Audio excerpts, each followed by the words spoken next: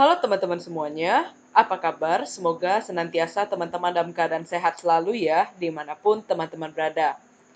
Pada pertemuan kedua kali ini, kita akan masuk ke chapter kita yang baru teman-teman, jadi udah bukan chapter yang kemarin. Kita akan masuk ke chapter 4 mengenai job costing. Di video kali ini, saya akan sedikit mengulang tentang teori-teorinya di mana teman-teman sudah dapatkan ketika teman-teman menonton video yang di-share pada hari Minggu kemarin. Nah, setelah itu kita akan membahas dua problem dalam video ini ya teman-teman. So, jangan di-skip. Teman-teman boleh siapin pena, kertas, kalkulator, dan juga modulnya ya teman-teman ya. Oke, kita akan lanjut ke teorinya teman-teman. Nah, teman-teman, jika teman-teman masih ingat, di pertemuan pertama kita minggu lalu, kita sudah sempat membahas apa sih itu cost, kemudian direct cost itu apa, indirect itu apa. Nah, kalau teman-teman masih ingat, direct cost itu seperti namanya, direct itu berarti berhubungan langsung, sedangkan indirect itu tidak berhubungan secara langsung. Direct cost itu bisa kita langsung trace menjadi cost object, sedangkan indirect cost itu harus kita alokasikan terlebih dahulu teman-teman menjadi cost object. Nah, di chapter kali ini kita akan menambah dua kosakata lagi teman-teman. Apa itu? Yang pertama adalah cost pool. Nah, cost pool. Cost pool adalah pengelompokan dari individual indirect cost. Nah, sedangkan yang kedua itu adalah cost allocation base. Itu adalah cara sistematik untuk mengalokasikan indirect cost ke cost object, teman-teman. Teman-teman, ada dua tipe dalam costing system yang seringkali kita jumpai, teman-teman. Tapi, di chapter kali ini, kita akan fokus kepada job costing system saja, teman-teman. Tapi, saya akan coba gambarkan sedikit apa sih perbedaan job costing system dan juga proses costing system. Job costing system itu adalah untuk produk dan jasa yang berbeda. Sedangkan proses costing adalah untuk unit produk yang banyak dan identik. Nah, contohnya tuh seperti apa teman-teman? Kalau job costing system itu misalnya orang-orang yang menjual gaun teman-teman. Karena kalau gaun itu kan kita tahu harganya mahal. Jadi, kebanyakan kalau orang penjahit itu mereka akan benar-benar based on order. Jadi kalau jika ada orang yang mau nikah, kemudian pesan ke penjahit, nah penjahit itu akan menjahit sesuai dengan pesanan. Jadi akan berbeda setiap individu yang pesan modelnya seperti apa, warnanya seperti apa, itu akan berbeda. Nah, itu contohnya job costing system. Selain itu, misalnya kalau kita mau pesan lemari gitu ya teman-teman ya. Nah, kita kan kadang gak mau nih langsung beli lemari yang udah jadi. Kita pengen lemarinya didesain baru nih. Nah, kita coba minta sama tukang kayunya, Pak, saya mau desain lemarinya yang tingginya sekian, yang warnanya sekian, kemudian yang ada 5 pintu gitu teman-teman. Nah, benar-benar spesifik. Jadi dia akan benar-benar buat hanya pesanannya teman-teman. Sedangkan proses costing system itu adalah untuk sesuatu yang banyak dan identik. Contohnya apa? Contoh sederhananya itu seperti Aqua, teman-teman. Nah, kalau Aqua itu, dia kan punya pabrik. Setiap hari dia akan produksi yang namanya Aqua. Baik Aqua gelas, Aqua botol. Nah, itu dia akan produksi secara massa, artinya secara banyak, bukan satu-satu, dan identik. Jadi, nggak ada perbedaan antara satu produk dan juga produk lainnya, teman-teman. Oke teman-teman, nah jika teman-teman sudah selesai menonton video yang di-share di hari Minggu kemarin, teman-teman akan menemukan yang disebut dengan normal costing dan juga actual costing. Saya akan sedikit mengulanginya perbedaan normal costing dan actual costing jika kita lihat dari segi rumus matematisnya. Perbedaan normal costing dan actual costing itu terletak pada bagaimana kita mengalokasikan indirect cost, teman-teman.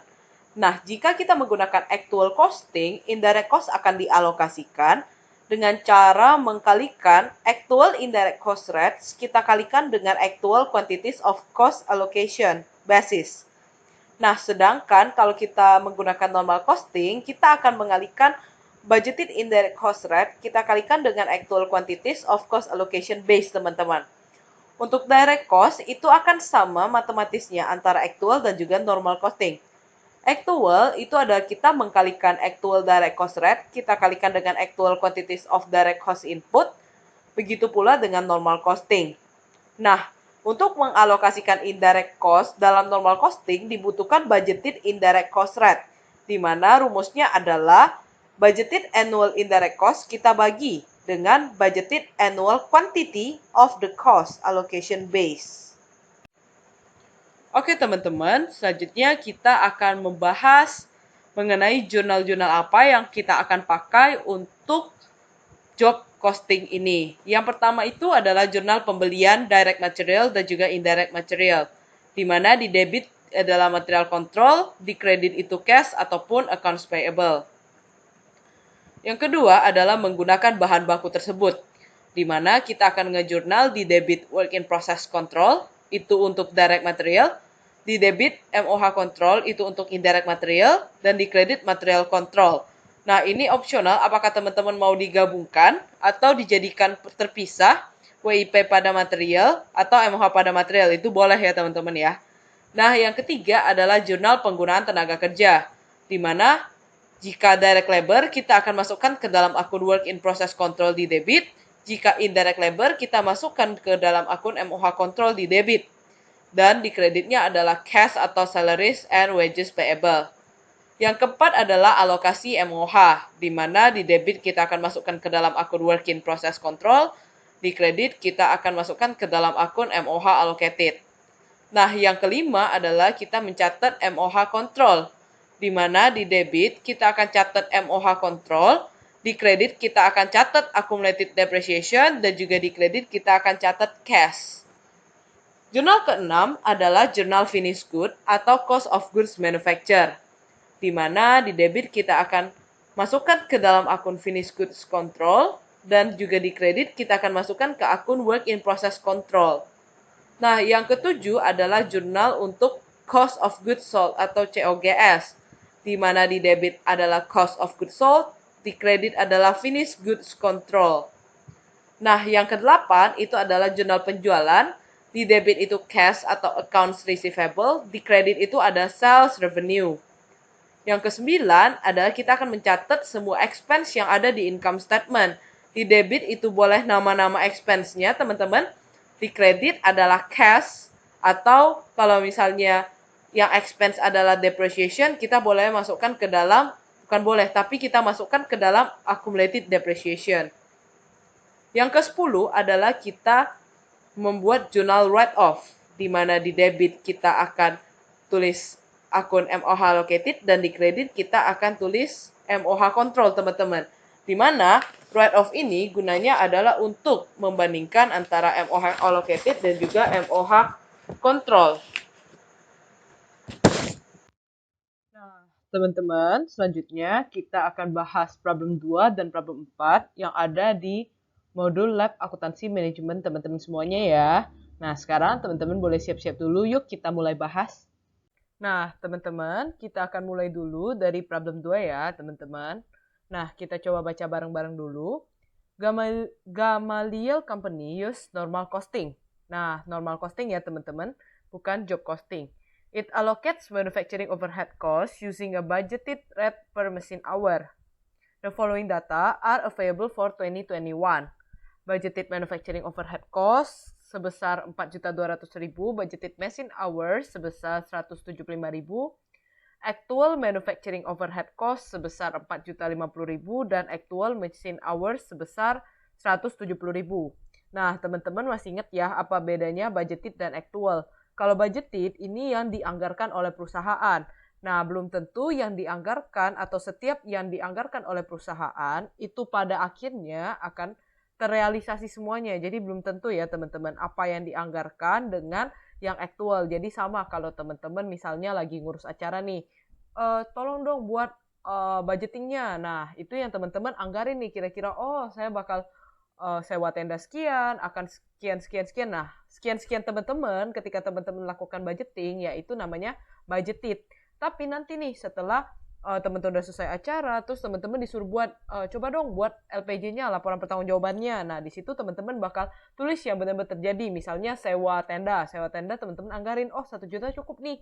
Ternyata pas aktual kita dapat diskon, tendanya cuma 800.000. Nah, kayak gitu. Sama ya. Jadi yang dibudgetin perusahaan, cost-nya itu adalah sebesar 4.200.000. Yang mesin hour adalah sebesar 175.000. Ini gas lamanya mesin hour ya teman-teman. Ini karena kebetulan dia bahasnya tentang mesin ya.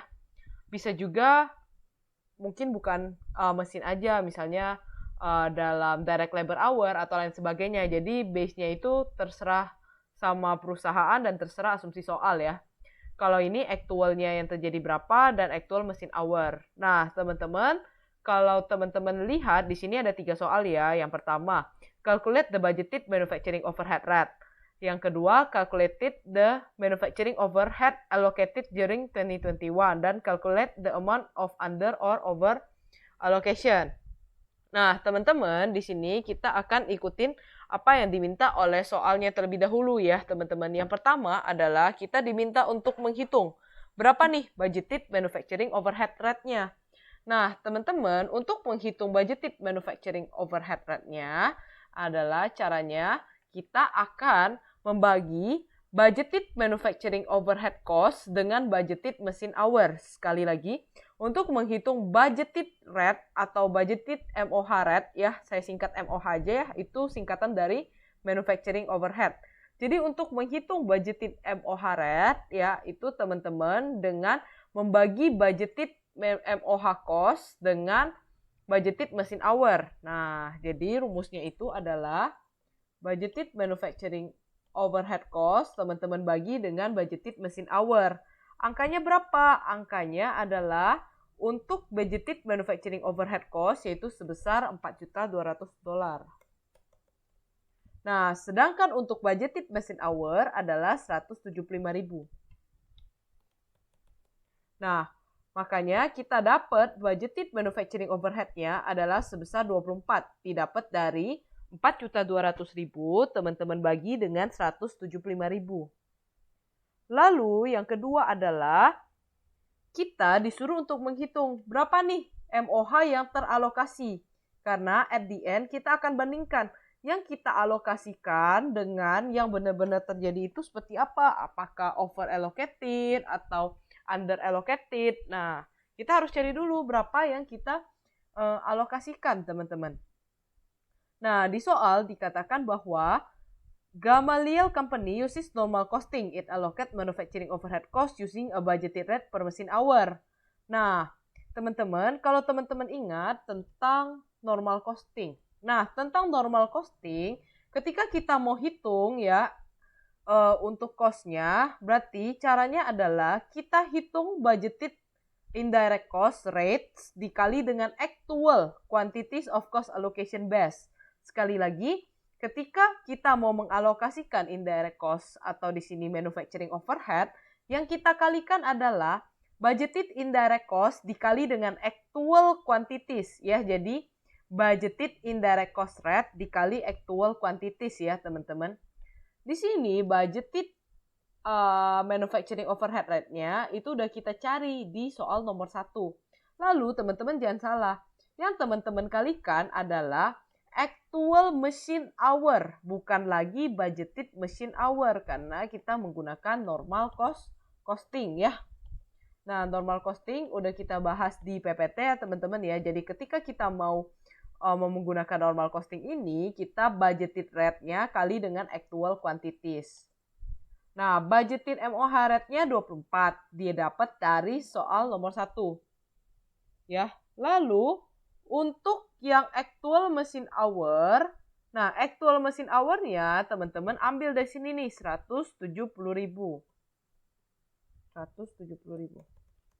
Nah, makanya teman-teman dapat 4.080.000. Lalu yang ketiga adalah hitunglah jumlah dari under or over allocated MOH.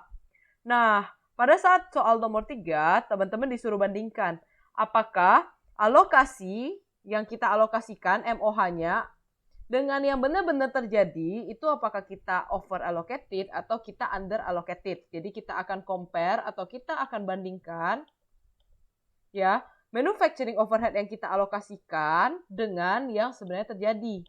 Nah, yang kita alokasikan adalah sebesar 4.080.000. Yang benar-benar terjadi berapa? Yang 4.050.000, teman-teman. Berarti di sini kita bandingkan dengan 4.050.000. Nah, teman-teman, ternyata terdapat selisih antara yang kita alokasikan dengan yang actual terjadi. Nah, ketika yang kita alokasikan lebih gede, berarti kita namanya over allocated. Jadi kita ibaratnya udah kegedean nih ketika kita mau alokasikan. Nah, kalau dibandingkan dengan actual, overhead yang kita alokasikan itu lebih besar nih. Nah, makanya di sini ketika terdapat selisih, yang mana manufacturing yang kita alokasikan lebih besar daripada actual, itu akan menghasilkan over allocated. Logikanya teman-teman, alokasi itu dibuat sebelum proses produksi, sedangkan actual menggambarkan yang benar-benar terjadi. Jadi, jika kita alokasikan lebih besar dari yang benar-benar terjadi, maka kita akan lakukan over allocated atau kita alokasinya kegedean, teman-teman. Nah, begitu untuk pembahasan kita di problem 2 ya, teman-teman. Kita akan langsung sambung ke problem 4 ya, teman-teman semuanya. Nanti kalau teman-teman ada yang mau ditanyakan, itu feel free aja buat tanya ya, teman-teman semuanya. Nah, teman-teman, selanjutnya kita akan membahas problem 4 ya, teman-teman. Kita akan coba baca bareng dulu tentang problem 4-nya. Miomi Company produces gadget for the coveted small appliance market. The following data reflect activity for the year 2021 in dollar. Nah, di sini ada banyak banget data teman-teman tentang purchases of DM, DML cost, indirect labor, depreciation, miscellaneous factory overhead, rent factory building, advertising expense, sales commission. Nah, di bawah juga terdapat inventory. Maaf, jadi di bawah juga terdapat bermacam inventory ya teman-teman, baik DM, WIP maupun finished good. Miomi Company uses a normal costing system and allocates overhead to work in process at a rate of 2.5 per direct manufacturing labor dollar. Indirect material are insignificant, so there is no inventory account for indirect material. Nah, teman-teman, di sini kita diminta untuk prepare journal entries to summarize the transaction. Nah, teman-teman, ketika teman-teman mengerjakan job costing, sebenarnya teman-teman boleh opsional. Karena ini kebetulan dia dalam bentuk table, kita sebenarnya lebih mudah untuk melihat. Tapi kalau kita boleh scroll dikit ya tentang problem-problem yang ada di bawahnya. Misalnya aja nih problem 7 ya. Nah, problem 7 ini dalam bentuk paragraf. Dan harusnya nanti di ujian dia akan dalam bentuk paragraf seperti ini. Opsi pertama, teman-teman boleh itu misalnya di poin 1. Nomor 1, bahasnya tentang purchase direct material. Berarti yang teman-teman jurnal adalah tentang pembelian material. Nah, itu opsi pertama. Jadi, sesuaikan dengan urutan soal. Opsi kedua adalah di PPT itu teman-teman, saya udah ada kasih 10 jurnal yang biasanya akan muncul. Tapi nggak selamanya semuanya muncul. Yang bisa aja opsional nggak muncul, misalnya kalau di problem ini adalah jurnal penjualan. Nah, tapi biasanya di problem ujian ataupun di problem-problem yang lebih kompleks, itu pasti 10 jurnal ini akan muncul semua teman-teman. Nah, teman-teman boleh ikutin. Misalnya, jurnal pertama kita bahas tentang pembelian. Ya udah, kita cari dulu nih, mana nih tentang pembelian. Nah, seperti itu. Nah, tapi kalau teman-teman tanya, yang mana yang saya prefer? Nah, sebenarnya yang saya lebih prefer untuk menggunakan jurnal seperti ini, teman-teman. Jadi, saya biasanya akan menggunakan urutan jurnal, bukan urutan soal. Nah, tapi itu balik lagi terserah teman-teman. Lebih prefernya ikutin soal atau ikutin jurnal. Nah, kalau saya dari dulu biasanya saya akan pakai jurnal. Kenapa? Karena supaya saya nggak bingung. Yang mana jurnalnya saya belum. Nah, seperti itu. Dan menurut saya lebih rapi, teman-teman. Nah, kita coba dengan cara saya dulu ya. Tentang kita akan ikutin jurnal by jurnal, bukan table by table. Kita mulai. Yang pertama adalah kita akan menjurnal tentang pembelian DM dan pembelian IDM dengan jurnalnya yaitu material control, cash atau accounts payable. Yaudah, kita buat dulu nih jurnalnya. Nah, masalah nanti angkanya kita pikirin nanti aja. Yang penting jurnalnya dulu nih. Nah, jurnalnya adalah material control pada accounts payable control atau di sini bisa cash control juga ya. Jadi tergantung karena di soal ini ada on credit berarti accounts payable control ya. Tapi kalau di sini soalnya misalnya dia bilang on cash, berarti di sini cash ya teman-teman ya. Nah, di sini dikatakan bahwa kita akan cari mana tentang pembelian material. Pembelian material itu ada di pertama ya. Nih, 124.000. Berarti kita tinggal tulis. Nah, Ci, tapi kan yang kita cari adalah DM dan IDM, Ci. Nah, teman-teman, di sini dikatakan bahwa indirect material are insignificant. So, there is no inventory account for indirect material. Berarti di sini kita nggak akan bahas tentang indirect material. Tapi kalau misalnya ada nih di bawahnya purchases of indirect material 100.000, maka di sini jurnal pembelian materialnya itu adalah teman-teman jumlahkan 124.000 ditambahkan dengan 100.000. Nah, dapatnya 224. Jurnalnya gimana? Jurnalnya sama ya. Material control pada accounts payable control. Nah, itu teman-teman untuk jurnal yang A. Nah, kita nyontek lagi nih di PPT. Ci, yang kedua kita bahas penggunaan bahan baku, Ci. Ya udah, pada saat kita mau bahas penggunaan bahan baku, kita buat dulu jurnalnya. Work in process di debit, MOH di debit, dan material control di kredit. Nah, karena MOH ini berbicara tentang indirect material, sedangkan di soal itu kita nggak ada indirect material, maka yang MOH control ini, teman-teman, gak usah pusingkan, gak usah buat jurnalnya. Jadi jurnalnya jadi WIP pada material control ya. Berarti jurnalnya adalah work in process control di debit dan material control di kredit. Nah, sekarang teman-teman, jika yang kita beli sama dengan yang kita gunakan, teman-teman boleh langsung 124 pindahkan. Tapi teman-teman harus ingat, hal ini bisa terjadi kalau misalnya kita beli material dan benar-benar kita pakai semua. Tapi itu jarang banget sih teman-teman terjadi. Kenapa? Karena nanti kalau kita seperti itu kan just in time ya jadinya ya teman-teman. Tapi biasanya setahu saya perusahaan itu jarang banget pakai yang kayak gitu. Tapi pasti ada yang sisa-sisanya teman-teman. Makanya kita harus cek dulu nih. Ada nggak inventory tentang DM? Oh ada Ci di bagian bawah. Saya highlight kuning dulu ya. Nah, ada nih direct material 1 Januari 2021 dan 31 Desember 2021. Nah, 1 Januari 2021 berarti karena dia di awal tahun, ini adalah beginning inventory. Kalau yang ini adalah ending inventory. Nah, caranya gimana? Caranya sama ya dengan pertemuan pertama kita ketika kita cari direct material use. Yaitu beginning direct material ya teman-teman tambahkan dengan purchase, dapat cost of direct material available for use, dikurangkan dengan ending material, dapat DM use. Intinya adalah yang ada di awal-awal ditambahkan dengan yang teman-teman beli, diselisihkan dengan berapa yang tersisa. Nah, sekarang adalah angkanya. Beginning DM itu adalah 9.000. Teman-teman jumlahkan dengan dia beli berapa, 124, maka yang available itu adalah sebesar 133.000. Ternyata kita nggak pakai 133.000-nya semua, masih ada sisa sebesar 11.000. Makanya yang kita pakai hanyalah 122.000. Nah, seperti itu teman-teman. Ingat ya, pokoknya kalau ada berhubungan dengan direct material atau indirect material, cek dulu dia ada inventory-nya atau enggak.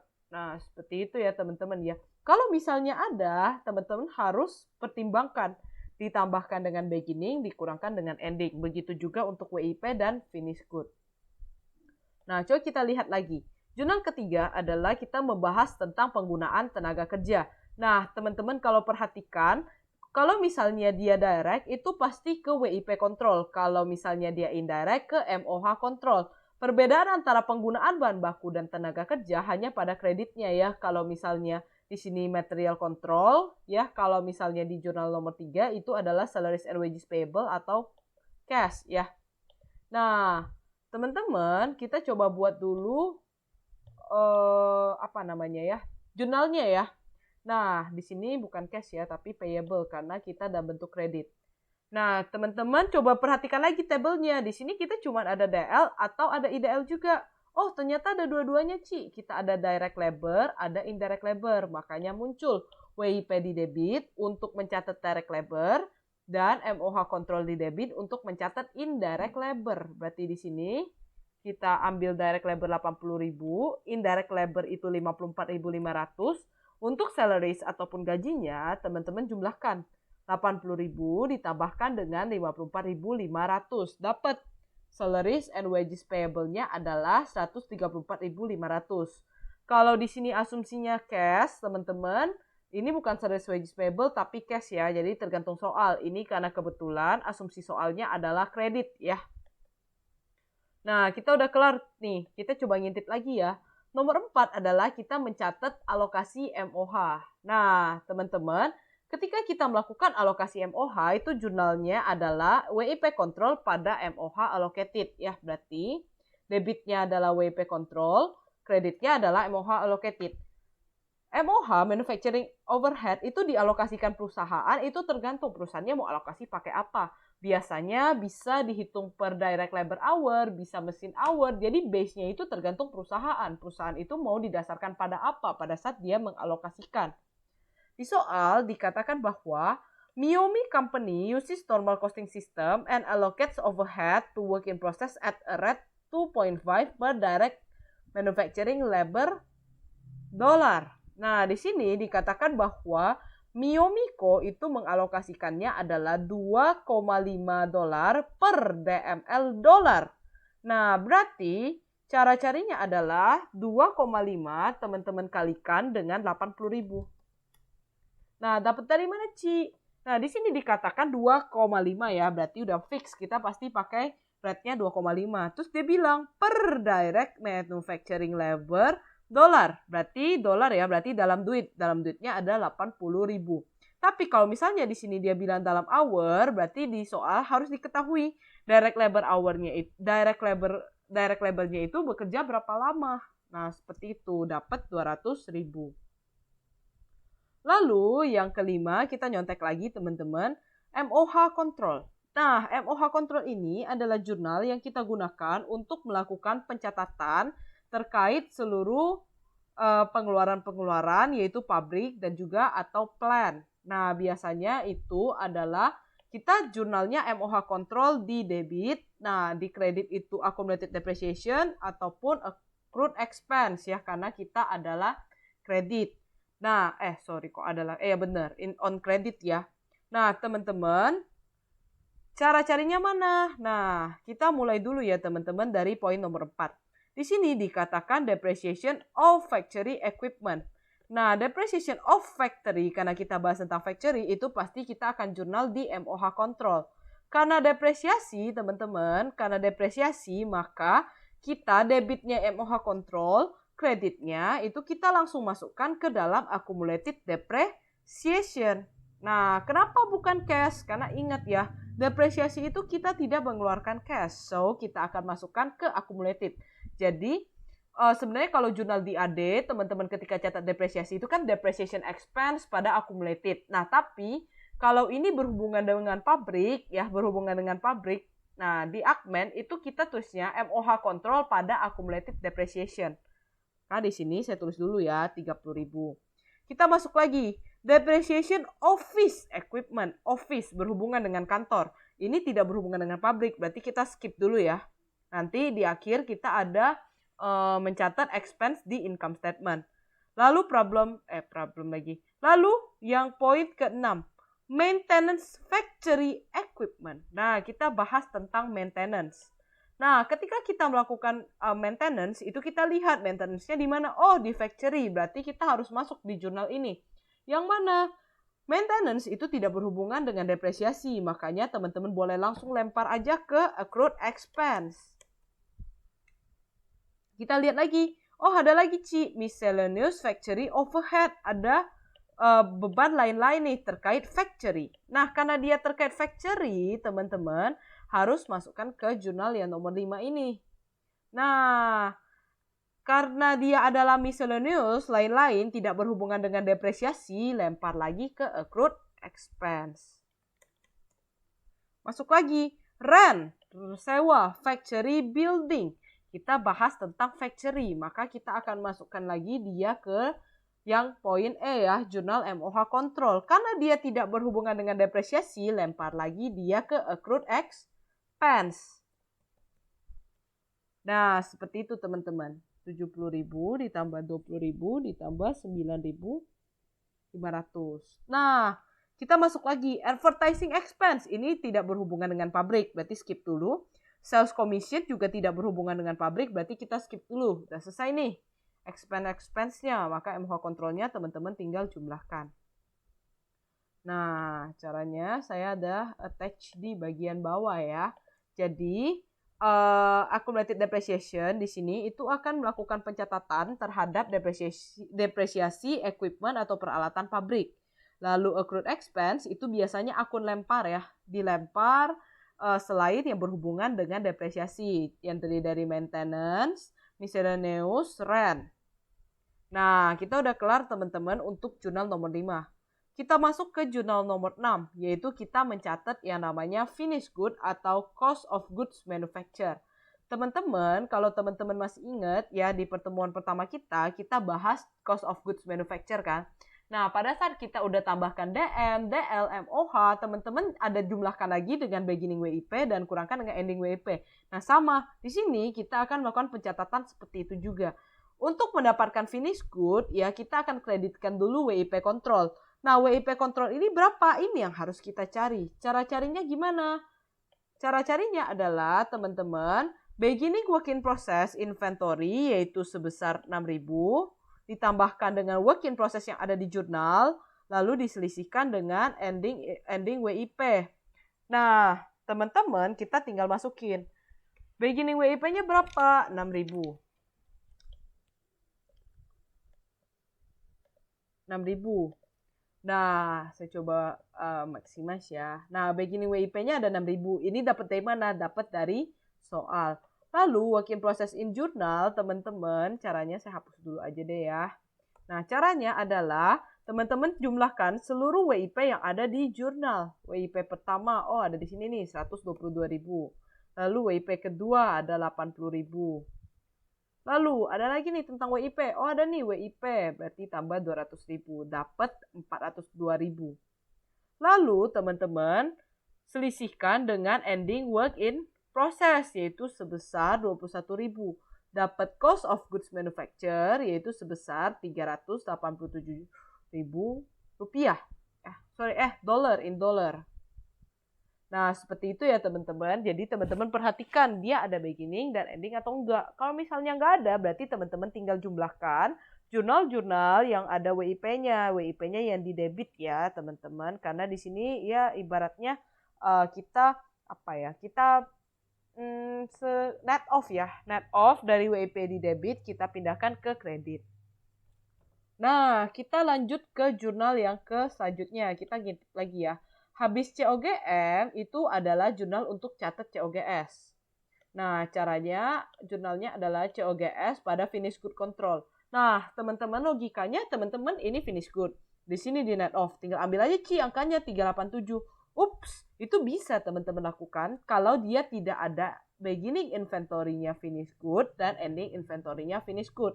Sayangnya di soal ini kita punya beginning finish good dan juga ending finish good. Maka kita harus memperhitungkan berapa nih sebenarnya yang berapa sebenarnya nilai COGS-nya.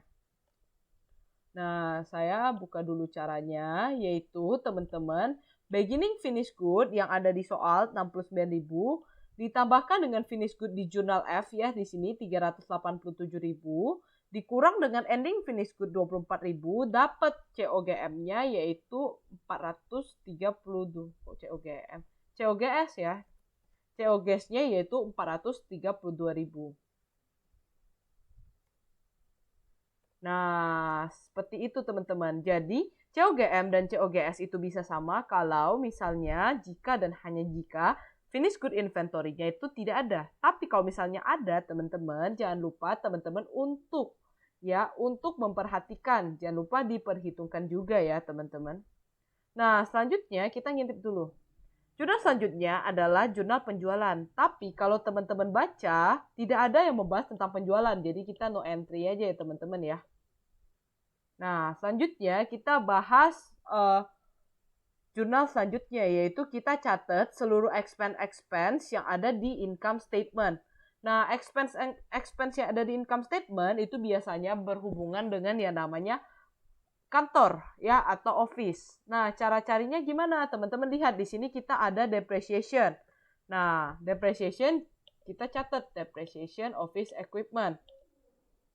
Nah, depreciation kalau depreciation temannya apa teman-teman? Akumulasi ya, accumulated depreciation. Nah, sebesar berapa? Sebesar 7.000. Masukin dulu nih 7.000. Nah, tadi kan MOH control. Ini kok depreciation, teman-teman.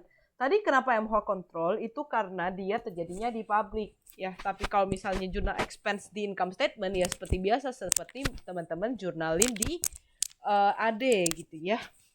Lalu ada apa lagi? Ada advertising expense. Nah, karena dia kredit teman-teman, nanti teman-teman bisa langsung buang aja dia ke accounts payable control ya. Ke accounts payable control. Lalu setelah ada advertising ada apa lagi? Ada sales commission. Nah, ada sales commission. Nah, advertising expense-nya berapa? 90.000 ya. Sales commission-nya 30.000. Akumulasinya udah, accounts payable control-nya berarti teman-teman jumlahkan bagian debit diselisihkan dengan bagian kredit. Nah, dapat yaitu sebesar 120.000 teman-teman. Nah, lalu sudah selesai nomor 9, nomor 10, jurnal write-off. Write-off ini ya untuk membandingkan berapa yang kita alokasi MOH-nya. Berarti tadi kalau teman-teman ingat di jurnal yang keberapa ya, kita bahas tentang allocated. Yang D, MOH allocated itu di kredit. Nah, namanya aja write-off atau net off ya. Berarti kalau dia kredit, kalau kita mau write-off atau kita hilangkan, maka dia MOH allocated-nya akan jadi sebelah debit. Lalu apa bagian kreditnya? Bagian kreditnya adalah MOH control. MOH allocated itu yang kita alokasi, kontrol itu yang benar-benar terjadi. MOH allocated itu dapat dari mana? Dapat dari jurnal yang D, yaitu sebesar 200.000. Kita alokasi teman-teman 200.000. Lalu yang benar-benar terjadi atau MOH control kita harus lihat. Nah, caranya dari mana? Cari seluruh jurnal yang ada bahas tentang MOH control. Yang mana-mana aja. Nih, jurnal C, penggunaan tenaga kerja tidak langsung. Lalu, biasanya kalau ada bahan baku tidak langsung, itu juga kita masukkan. Lalu, ada nih, jurnal MOH control untuk mencatat seluruh pengeluaran-pengeluaran yang ada di pabrik. Nah, nggak ada lagi tentang MOH control, yaitu, yaudah, teman-teman jumlahkan. Dapat 184.000. Ternyata yang kita alokasikan itu 200.000, yang benar-benar terjadi cuma 184. Artinya kita over allocated. Kalau misalnya over allocated, berarti COGS-nya ada di kredit, yaitu sebesar selisihnya. Susah untuk ingat kalau dia over itu di debit atau kredit. Nah, kalau misalnya teman-teman susah untuk ingat ya, kuncinya adalah teman-teman lihat, di sini kan 200.000, di sini 184. Dia kurang di mana? Dia kurang di kredit ya, kreditnya masih under, berarti teman-teman COGS-nya ada di kredit. Nah, untuk tahu dia over atau under allocated gimana? Nah, teman-teman coba dilogikakan aja. Jadi kalau dia alokasinya 200.000 yang benar-benar jadi 184, kira-kira dia over atau under? Nah, seperti itu teman-teman pembahasan untuk problem 4 ya teman-teman. Sekian pembahasan teori problem 2 dan problem 4-nya teman-teman. Terima kasih kepada teman-teman yang udah menyaksikan video ini sampai selesai. Semoga bermanfaat. Nah, jika ada yang teman-teman ragukan atau yang teman-teman ingin tanyakan, silakan tanyakan ya teman-teman ya. Feel free aja buat tanya. Nah, semoga senantiasa dalam keadaan sehat selalu dan sampai ketemu di pertemuan kita minggu depan. Dadah teman-teman semuanya.